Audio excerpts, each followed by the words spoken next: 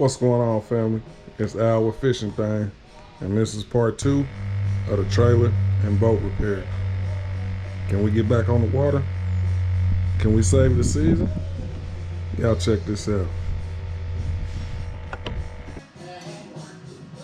In part 1, we left off at building a new trailer axle.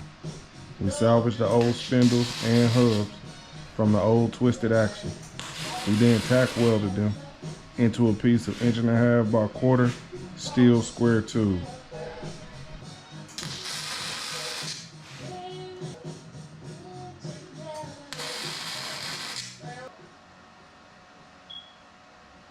So the little piece of tube that I cut out in part 1 to allow access for me to put in some 1-inch weld onto the spindle. I'm now putting it back onto the square tubing and welding it solid.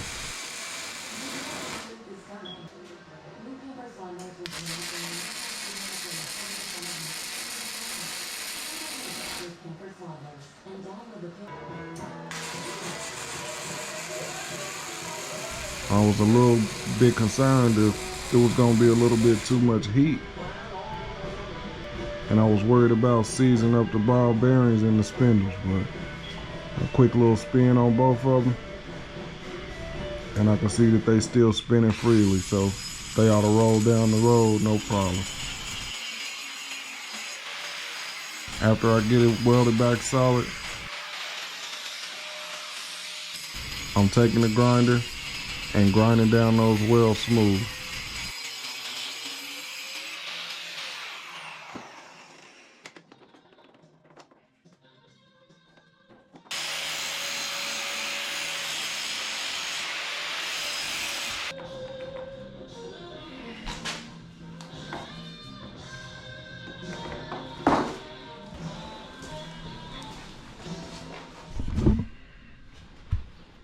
Well, it ain't perfect, family, but I think we got the makings of some axles.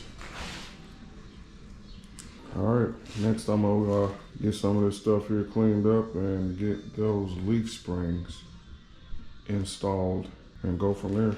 I'll check back with y'all in a minute. All right, y'all, we got the axle on. We got this bump replaced right here. Got the axle on. I hit that axle with some cold galv. We still got a pretty good sag on this railing. I'm gonna make a relief cut here, and on the bottom there's a weld down here, crappy weld on the bottom that, I don't know if y'all can see that. That weld's got a nice little split in it. It's stressed, it broke. Basically, we're gonna need to make a relief cut top and bottom. Get my floor jack down here, jack it up, and get this to run a little bit more parallel and level. And after we do that, I'll be able to get my light poles back on. Got a new wiring kit, get it wired on up. Making progress. I'll check back with y'all in a minute.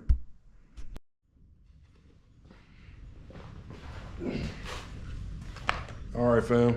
Anytime you're dealing with some type of galvanized steel or anything like that, you want to, first off, you want to make sure you got some ventilation going on. So I cracked the bottom of the garage door, and we cracked the side door over here. Make sure we got a little ventilation going on. Also, you want to make sure you got some type of respirator or something like that, because this stuff is poison. It can make you sick. So you don't want to breathe that stuff in if you can help it. Too much of it will make you sick. So just wanted to point that out. Want to make sure you got your PPE when you're doing this DIY type of stuff at the house.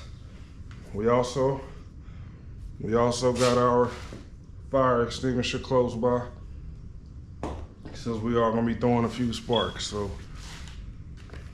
just wanted to point that out to you, family.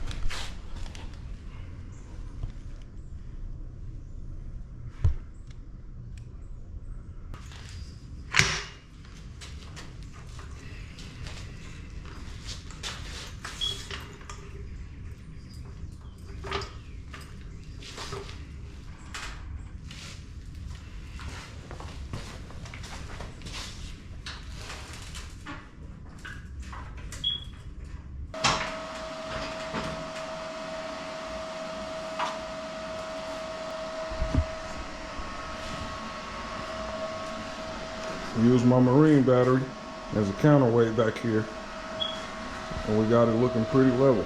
Actually, right now it's got a little bit of a hump upwards, which is kind of what you want, because that heat from the weld is going to draw it back down. So hopefully we'll be a little bit more level and be able to ride fairly smoothly. So after making those relief cuts, I tack welded it in place just to hold it right where it was at.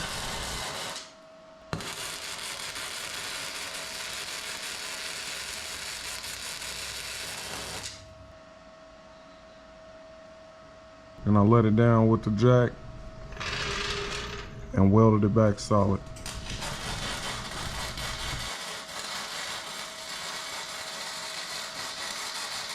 After that, I took a sanding pad and just ground those welds down smooth on the top and on the inside of the bottom right there.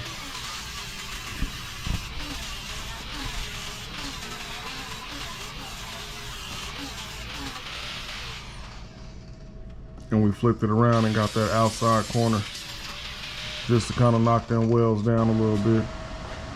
And this here is the cold galv I've been speaking of. It's the next best thing to hot dip galvanizing, which basically just kind of gives a little bit longer life to your steel. All right, fam. We got it a little more level. I hit that with some cold galv after I welded it. What I'm gonna end up doing is putting a few pieces of plate in here and stitch welding around the top and probably the bottom, just to give it a little bit more support in this bend. It's a real high stress level area. So we're gonna try to give it a little bit more support on both sides, just to kind of help out with this situation. I mean, this trailer is kind of rinky-dink. It's a real bad design, really. Just a formed piece of flat bar, basically, all the way around. So it kind of lends itself to twisting and deforming, even after it's galvanized. I mean, it's really only rated for 2,000 pounds. So what we're doing is trying to beef it up a little bit, as inexpensive as I can. Kind of trying to put a Band-Aid on it to get me back on the water.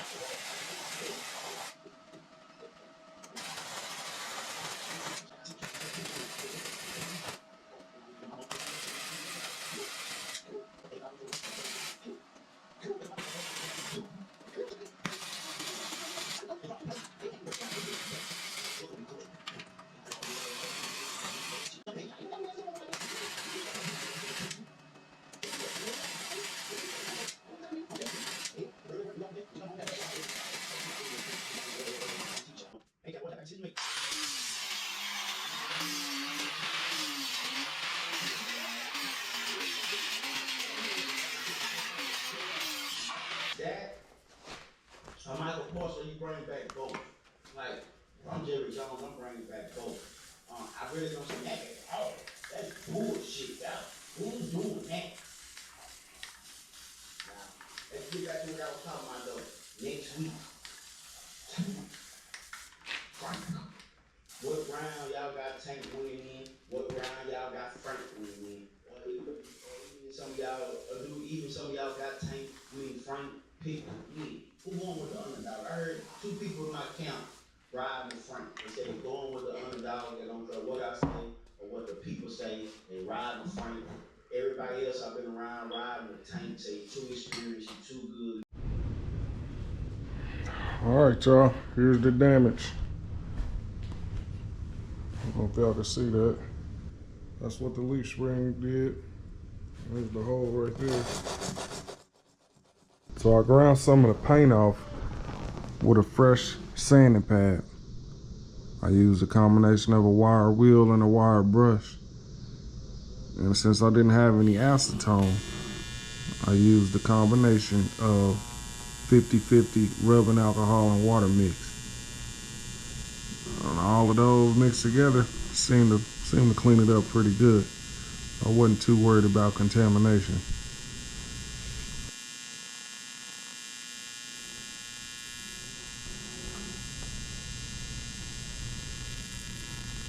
Alright, right now I'm running a TIG welder at about 100 amps. And we got a pre-flow set at 2 seconds. And our post-flow is set at 4 seconds.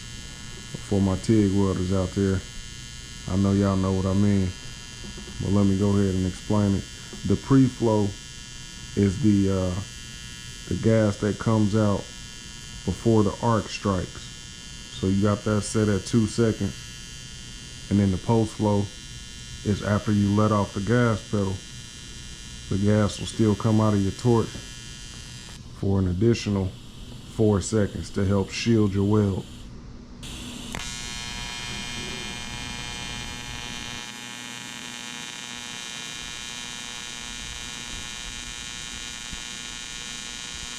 Okay fam, it's been a few years since I TIG welded some aluminum.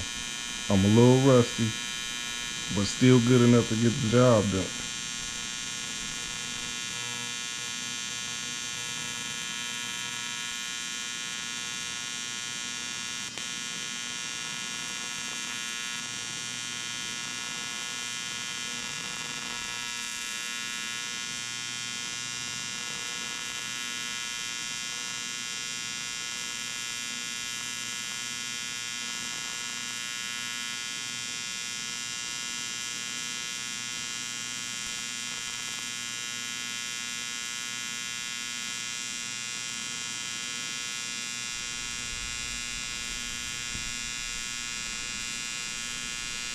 After sealing up the rip with the first couple of beads, I decided to stack a couple of more beads along each side.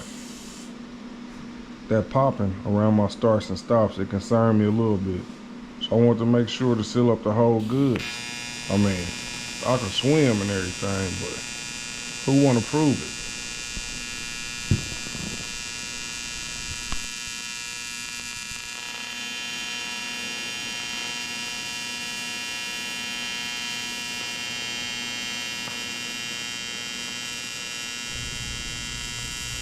After running those first couple of beads, I was able to settle on down and get comfortable.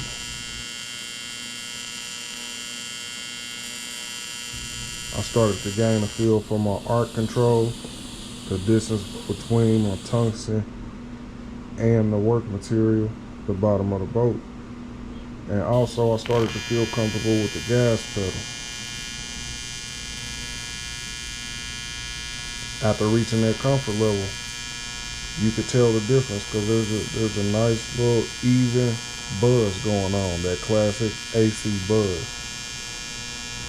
And after I got comfortable, I decided to just run bead over bead to ensure that I was sealing that hole up pretty good.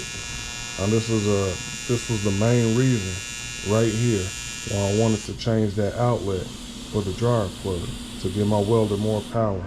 I was really concerned that the 110 would not be enough power to TIG weld the aluminum bolt. So this here was the main reason why I needed to change that outlet.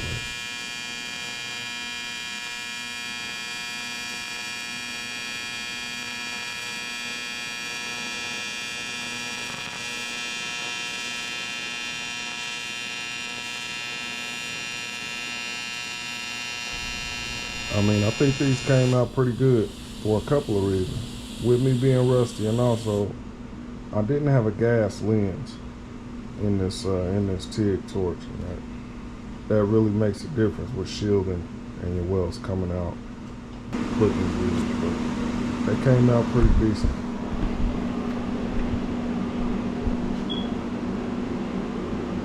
And that's what we got.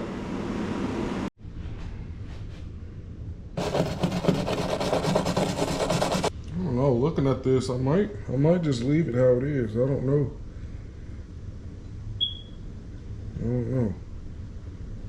Definitely sealed up the hole. But when you as cheap as I am, you get on in here and you try to do it yourself. Still got to put these rivets here back in. I'll put more riveting down the side for the bench seat there, there, on both sides. But as far as the hole, it is sealed up.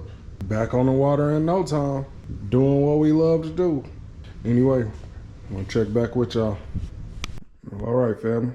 The Band-Aid is just about complete. This took a lot of work here to try to get back on the water. Then to get the motor back on. The motor back on and the seats back in, right here. With the seats back in. And then we'll be ready for a test. For a little test run, test trip, short one. I'll show y'all the sealant that I use. I don't know if y'all can see that. It's kind of dark in here. This is that Loctite marine grade fast curing. And this tube here is a couple of years old.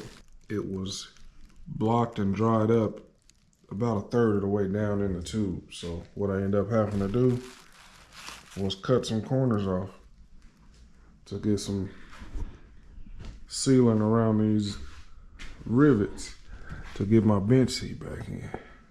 So we're gonna let that cure on up and try to clean that up a little bit. But yeah, we almost there, y'all. We almost back on the water. I'll check back with y'all. All right, fam, this is the end result of the trailer repair. We put some new bunks on them. I had some pressure treated lumber from a project last year, a wheelchair ramp. Now you can see what I did here was put tack welded a couple of plates on both sides so that it will hopefully help with the twisting. This side over here was the source of most of the twisting. So we was able to make some relief cuts. You know, I mean, y'all seen it. Put some counterweight on the back, straighten it out. New leaf springs. Other than that, I had scrap that I had found. So yeah, we dropped the boat. We're gonna check on on how well that repair is holding up. See how well that patch works. So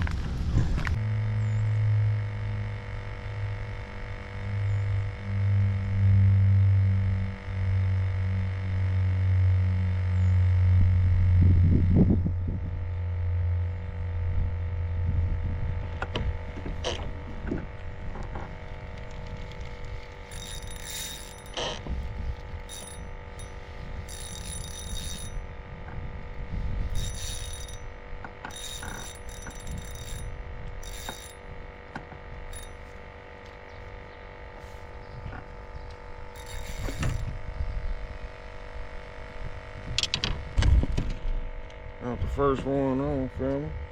I'm not sure what we got.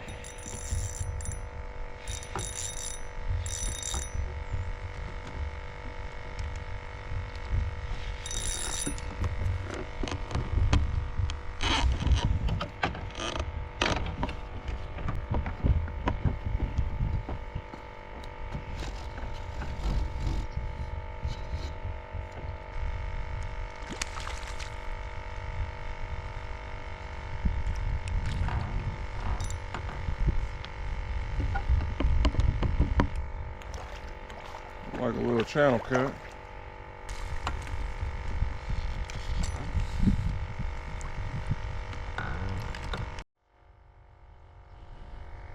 All right, family. That's the perfect eater size right there. Yes, sir. We're gonna put him on the stringer.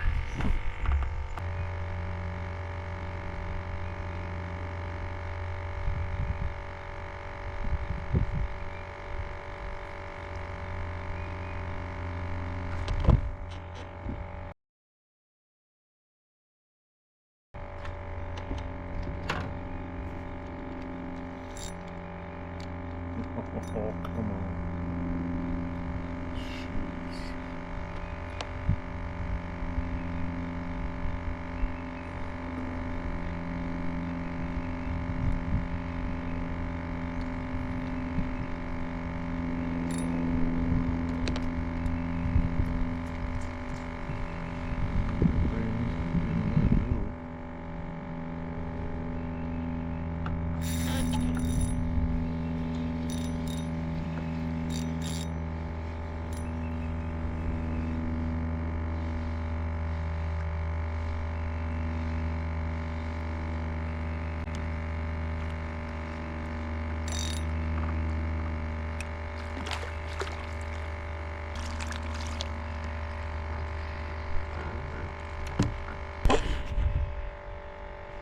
That one kind of small, family. We're gonna let that one go. It was fun though. Gonna let him go.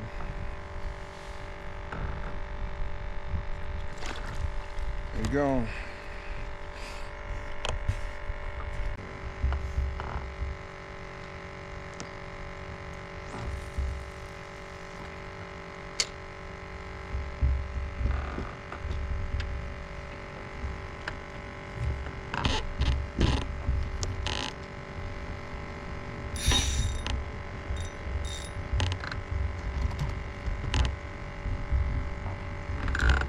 As soon as I hit the water, couldn't even really get situated.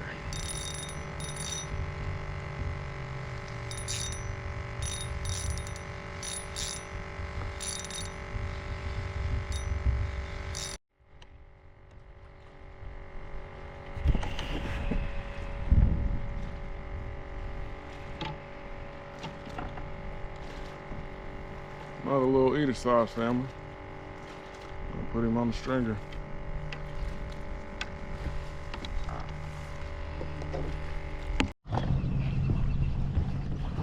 All right, family.